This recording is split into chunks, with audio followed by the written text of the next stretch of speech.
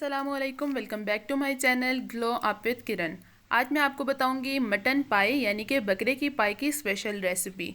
ये मेरी अम्मी की स्पेशल रेसिपी है और सब इसे बहुत ज़्यादा पसंद करते हैं। आप भी इस रेसिपी से पाई बनाएं, इंशाल्लाह आपको बहुत ज़्यादा पसंद आएंगे। तो चलिए रेसिपी की तरफ चलते हैं। इसके लिए जो इंग्रेडिएंट्स चाहिए हैं वो ये हैं। हमें चाहिए पाई।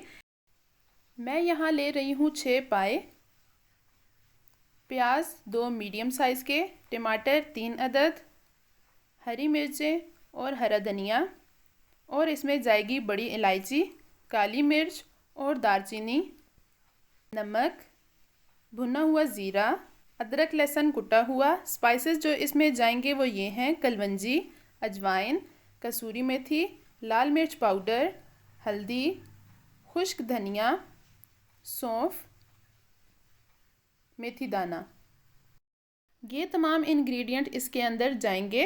अब मैं पाई बनाना स्टार्ट कर लूँगी। इसके लिए मैंने ऑयल को गरम कर लिया है और इसमें ऐड कर रही हूँ प्याज। इनको मिक्स कर रही हूँ और इसमें साथ ही ऐड कर लूँगी बड़ी इलायची, काली मिर्च और दालचीनी। इनको अच्छे से मिक्स करके प्याज को लाइट ब्राउन होने दूँगी। प्याज लाइट ब्राउन हो गया है। अब मैं इसमें ऐड कर रही हूँ भुना हुआ ज़ीरा और इन तमाम चीज़ों को अच्छे से मिक्स कर लूँगी। जब ज़ीरा थोड़ा सा ब्राउन हो जाएगा तो मैं इसमें ऐड कर लूँगी अदरक लहसुन कुटा हुआ। अदरक लहसुन के साथ मैंने 2 हरी मिर्च भी कूट ली थी, इन्हें ऐड कर लूँगी। प्याज अच्छे से ब्राउन हो गया है। अब मैं इसमें टमाटर भी ऐड कर लूँगी और इनको मिक्स कर लूँगी। मिक्स करने के बाद इसमें तमाम स्पाइसेस ऐड कर लूँगी। मैं इसमें ऐड कर रही हूँ चिली सॉस और सोया सॉस थोड़ा सा टेस्ट के लिए, और इनको अच्छे से मिक्स कर लूँगी। जब टमाटर थोड़े से सॉफ्ट हो जाएंगे तो मैं इसमें ऐड कर लूँगी पाई और इन्हें अच्छे से भून लूँगी। इन्हें जितना अच्छे भूनेंगे पाई का फ्लेवर इतना ही अच्छा आएगा। इन्हें तब तक भून लूँगी जब तक ऑयल ऊपर नहीं आ जाता।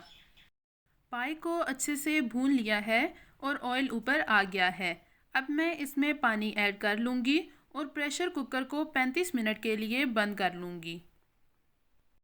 35 मिनट गुजर गए हैं। अब मैं पाई चेक कर लूँगी। पाई अच्छे से गल गए हैं। अगर आपने पाई फ्रिज में रखे हुए हैं और पकाने हैं तो आप इन्हें 45 मिनट के लिए भी प्रेशर कुकर में रख सकते हैं।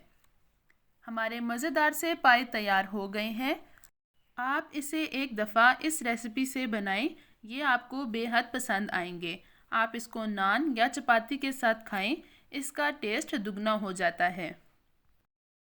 अब मैं इसमें हरी मिर्चें, नींबू और अदरक को गार्निश के लिए रख रही हूँ, जो इसके टेस्ट को 4 चांद लगा देते हैं।